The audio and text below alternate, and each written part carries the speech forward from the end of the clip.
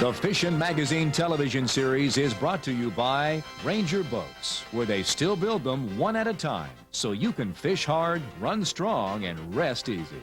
Bass Pro Shops, where you get more outdoors for your money. Quantum and Motor Guide, the choice of serious fishermen.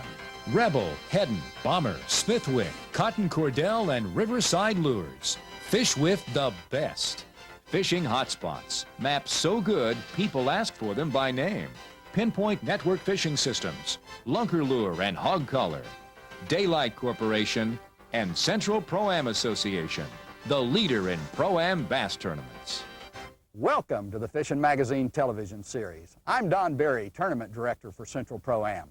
We're on Lake Eufaula in southern Oklahoma, a new lake on our tournament trail. A new lake means new challenges for Central Pro-Am anglers. How will they handle those challenges? We'll find out right after this. They call Oklahoma's Lake Eufaula the Gentle Giant, and with good reason.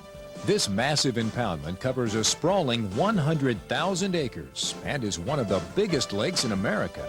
As Central Pro-Am anglers from 9 states gather at Eufaula for the 4th stop on the 2000 tournament trail, they know they face a challenge with a capital C. Many of the Pro-Am anglers have never fished the lake before, and for some, it'll be the biggest impoundment they've ever seen. Just how big is Eufaula, you ask? Well, Eufaula is so big that it covers more surface area than Table Rock and Lake of the Ozarks combined. To complicate matters even more, Eufaula fishes dramatically different from those two highland reservoirs. Eufaula is a lowland lake, and its average depth is only 23 feet. If that weren't enough, June rains 3 days before the tournament have swelled the lake with high, muddy water. Right now, the lake is approximately 2 feet high, and traditional summer patterns on Eufaula are not holding. Eufaula is historically a hot weather, hot water lake. With the lake coming up as rapidly as what is coming up, I think the fish are going to be scattering. Normally we'd be looking at water temperature in the mid to upper 80s, maybe even low 90s. Right now we've got water temperatures that are in the mid to upper 70s, and I think the fish are reacting accordingly. Also entered in this tournament is Bassmasters Classic qualifier Brent Chapman, who, like everyone else, is having to adjust to the rising water. Tuesday it went pretty well, but we had the big rains on Wednesday, and the lake level came up really fast, and my fish have just disappeared. They've just scattered all over the place. But I know, talking to some other people, that there are some good fish to being caught. I'd have to guess, it's probably gonna take somewhere around 30 pounds to win this tournament. One Pro-Am angler who knows Eufaula well is Texan Yari Schriebvogel, who in his first Central Pro-Am tournament set a Pro-Am record by combining with amateur Frank Divis to catch 43 pounds of bass in one day. I fish up here quite a bit since it's only about 2 hours from home. It and Texoma are just almost identical kind of patterns. If they're on laydowns there, they'll be on laydowns up here. If you can barely see a laydown, like in 2 or 3 foot of water, you can roll a spinnerbait by it or throw a sluggo, something like that, up the top of it and get them fish to come off them laydowns. The morning of day 1 is cool and overcast, with the threat of thunderstorms later in the morning. Dark, ominous clouds hang over the lake, and with 25-mile-an-hour winds predicted, the Pro-Am anglers are likely to find out just how mean this gentle giant can be. Orlean Smith learned to fish on Lake Eufaula, and it taught him well. Smith was Central Pro-Am's Angler of the Year as a rookie in 1995, and he's one of Central Pro-Am's most consistent anglers. But today, the high water and brisk winds are making it hard for him to fish the areas he found in practice. And unless things improve quickly, he's going to need to find an alternate plan. Bill Reed is fishing an area similar to Smith's, but Reed's is protected from the strong south wind. Reed is a former amateur division angler who moved to the pro division 4 years ago and keeps getting better. In 1999, he finished second in one tournament and was the day 1 leader in another. So it's clear Reed is due, but he'll need bigger fish than this if he's to be in contention here. Jerry Weisinger is another former amateur who's become a successful pro division competitor. Like many of the other Pro-Am anglers, he's fishing the newly flooded vegetation. He's closing in on a limit, but he needs to catch bigger fish to put himself in position to win his first tournament as a pro. Alan Head is tough in any tournament in Oklahoma. He's already won one Central Pro-Am event, and he'd love to win his second right here. Unlike most of the other competitors, Head is located in an area that's holding big fish. The only question is whether the area is holding enough fish to win. When the Pro-Am anglers return to Eufaula Cove for the afternoon weigh-in, Diego Segui is one of the first to come to the scales. Diego Segui, currently leading Pro Guide Batteries Amateur Division Rookie of the Year standing. Comes to us from Shawnee, Kansas. How many bass you got, son? Three bass. Going to have a valid leader right now in the amateur division. A lot of weeds, huh? All the back, all the weight here, 4.85 pounds, sir. Good job, Diego. Next is Justin Kaywood. That's your big bass leader right there in the amateur division, folks. Travels with his dad, and they compete in the Oh, look at this limit. Only four bass. Look at here, folks. 14.25 pounds. Good job. That's your leader right now in the amateur division. As the weigh-in continues, no one is able to surpass Kaywood for the amateur division lead, although Mike Neal positions himself for day 2 with the limit weighing 10.1 pounds. But when the third flight arrives, Tony Zuko comes to the scales. Looky here, looky here. Looky here, looky here. 12.4 pounds. Tony, get a couple of those big fish out of there. Not going to be a leader. I'll tell you what, he's going to be right about second place right now. Three bass that weigh 12.40 pounds. In the pro division, Bob Kaufman is among the first to weigh in. Here we go. Watch out, watch out. Everybody get in on it. Here's your leader right now. 11.25 pounds. Put your hands together, Bob Kaufman. Right behind Kaufman is Ron Ainsworth. 12.95 pounds. That's your leader right now, Ron Ainsworth. When the second flight arrives, Yari Shrevogel moves into contention with a limit weighing 9.7 pounds. So does Troy Akins with 4 bass that total 9.95 pounds. Then Brent Chapman comes to the scales. Three-time Bassmasters Classic qualifier getting ready to head for Bassmasters Classic in Chicago, Illinois here in about another month. Brent started his career with Central Pro-Am Association in the amateur division. Boy, good job. Got a good sack of fish here, a limit of bass that weigh 11.50 pounds, sir, and that's going to put you right about second place right now in the pro division. Todd Hawley managed to get only 3 bass, but they average over 3 pounds apiece, and he moves into 5th place. Toby Hartzell, the winner of the season-opening Beaver Lake Pro-Am, has a limit and joins the other leaders with 10.6 pounds. Then Jason Christie comes to the scales. They got away a little over 12 pounds, almost 13 pounds to take the lead. Not going to do it, he said. You sure? Let me see. What do you think? Bet $1? Here we go. 13.30 pounds. A new leader in the pro division, Jason Christie. When the third flight arrives, Alan Head jumps into contention. And you had a chance for a limit today. No, I really didn't, Arnie. I just missed one other fish. 12.20 pounds. Again, 3 bass. Good job, Alan Head. Sam Newby has one keeper that weighs in at 4.75 pounds. And he has 3 more to go with it. 4 fish with a 475. That's the same as the limit. 12.95 pounds. That's probably the top 5 right now. At the end of the first day, Jason Christie sits atop the Lunker Lure Pro-Am scoreboard with 13.3 pounds. Close behind are fellow Oklahomans Ron Ainsworth and Sam Newby, who are tied for second with 12.95 pounds, while Alan Head and Brent Chapman complete the top 5. In the rest of the top 10, Bob Kaufman leads the way in 6th place with 11.25 pounds. But Pro-Am veterans Jimmy Davis, Toby Hartzell, David Bailey, and Troy Akins are all hot on his trail. In the amateur division, Justin Kaywood holds the top spot with 14.25 pounds. Tony Zuko is close behind in 2nd place with 12.4 pounds, while Mike Neal, Larry Stevie, and Bill Bird round out the top 5. In the rest of the top 10, Paul Bonicelli leads the way in 6th place, with Mark McCurdy, Diego Segui, Ted Daniels, and Tom Kaler close behind. Stay tuned for exciting Day 2 action. We'll be right back. It's now time for Bass Fishing My Way. Helpful hints from some of Central Pro-Am's top competitors. Brought to you by Daylight Donuts, the best donuts around.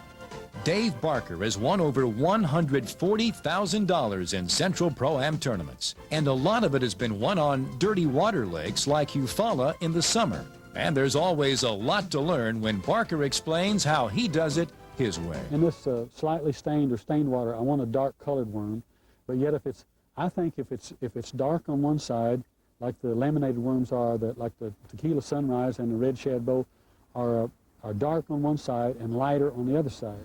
And as a worm falls, you get a twisting action, and I think it encourages some bites sometimes, whether if it's just one solid color, maybe you wouldn't get that bite. On the morning of Day 2, the clouds are gone, and so is the Oklahoma wind. So the Pro-Am anglers know they must prepare themselves for a long, hot day. Day 1 leader Jason Christie is out with the second flight, and he's returned to the bank that produced his Day 1 limit. Now, Christie knows it doesn't look like much. That was part of his game plan.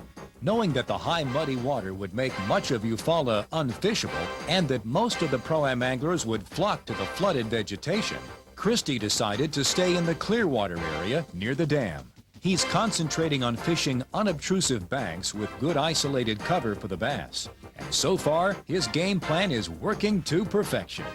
Unlike most other Pro-Am competitors, Ron Ainsworth has also shunned flooded vegetation along the bank and is fishing off the shoreline and concentrating on creek channels. He's not getting many strikes, but when he does, they're good fish. I'm up in Dutchess Creek. I got a little channel swing. The channel comes real close to the bank. It's about 14 foot of water. The water has risen about 3 foot in the last 2 days, and it's in the grass. All the other competitors here that I know of today are still fishing. They're fishing the bank, and the fish have not yet pulled up on the bank. The fish are still out on the old original shoreline, and there is some really, really big fish living there. The day is not going well for Todd Holly. He's yet to land a keeper, although amateur partner Diego Segui already has 2 good fish.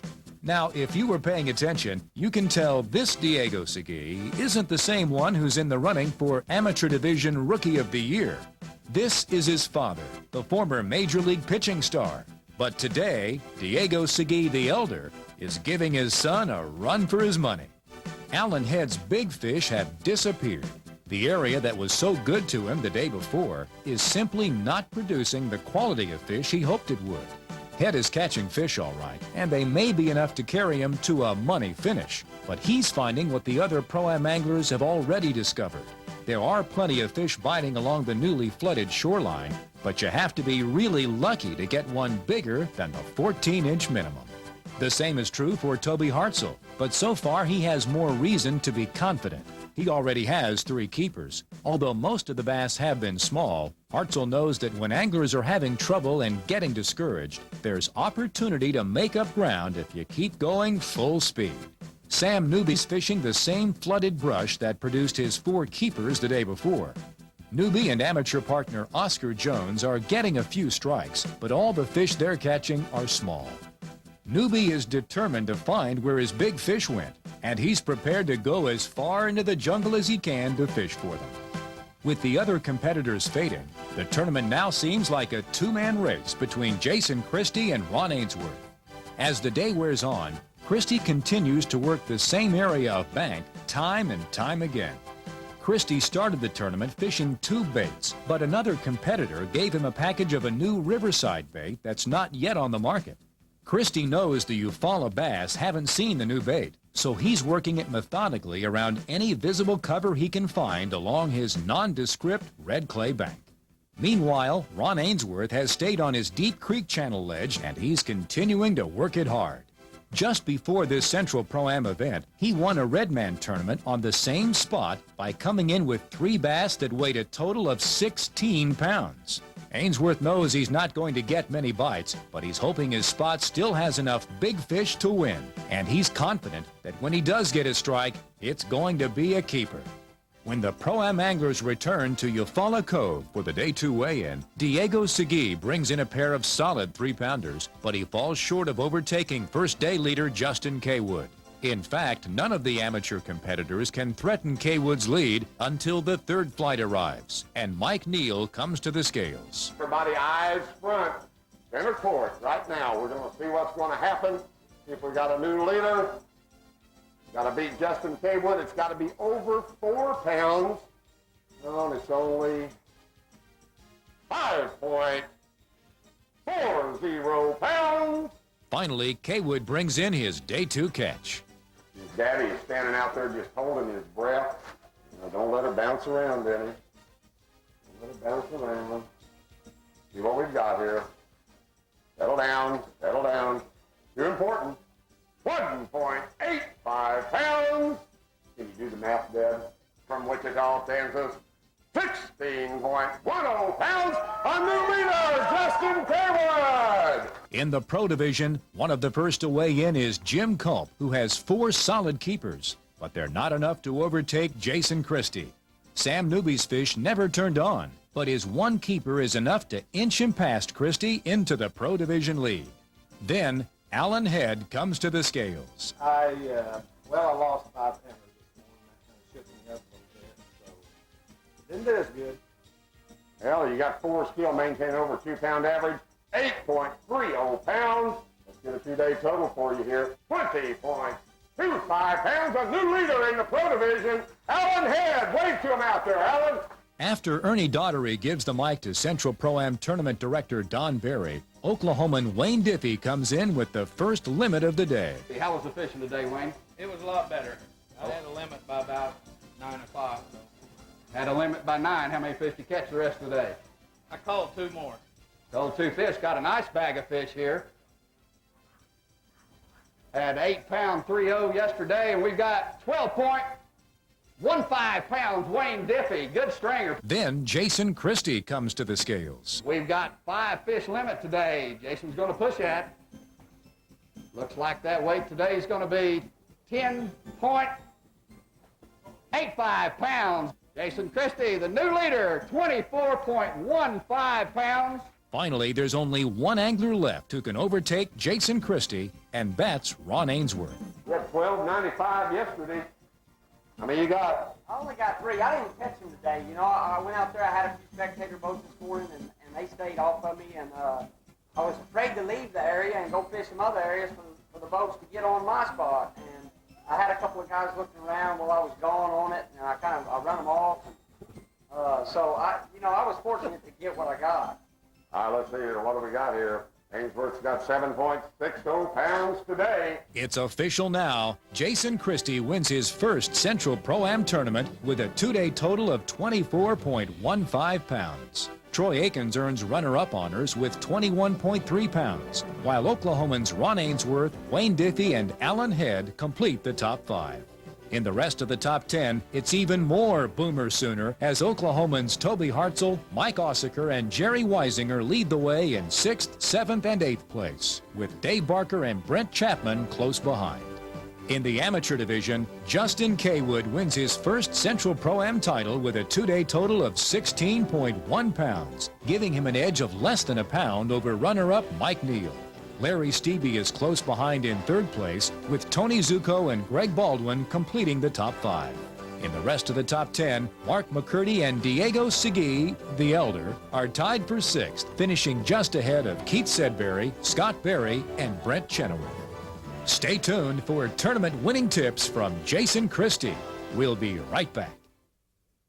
Techniques you can use to catch more fish. Brought to you by Ranger Boats, where they still build them one at a time. What I was fishing first was going toward the dam. There's a lot of little sandy pockets that have logs that have floated up, and what's happened, the water's come up, and a lot of guys can't see these logs, and they're not getting fished as much. And I was going in there early and throwing a pop-R and getting bigger bites, and then once the sun came up, I was flipping a woolly bait. It's about a 4-inch grub ring with a big curl tail. I really think the curl tail made a big difference. It was a slow fall, and it gave it a lot of vibration going down. And matter of fact, I seen my biggest fish yesterday I pitched to the left side of the bush, and the fish swam all the way around the bush and went down on it. About a 3.5 pounder. I like to fish log cover, and everything I could see was shallow. So, you know, I went hunting. The places I normally fish, there was boats everywhere, and I went hunting for stuff that nobody fished. And you know, the perfect thing was a sandy pocket. Nobody thinks there's anything in there, and I found about 10 to 15 of them on the north bank down here, and just, you know, I'd pull in and look, find a log and remember where it was at, and come back during the tournament. And there didn't seem to be one place that was better. It was just luckily it was just a pattern that kind of worked out. You know, you'd pull up to a log or a bush or something, and you'd see a dark spot, which is the darkest shade of the bush or the log, and that's where the fish would be every time. I mean, you just pitch to that spot and go to the next log or go to the next bush. It was, I mean, one pitch to every bush. Thanks for being with us today. We'll see you next week on the Fishing Magazine television series. The Fishing Magazine television series is brought to you by Ranger Boats, where they still build them one at a time so you can fish hard, run strong, and rest easy. Bass Pro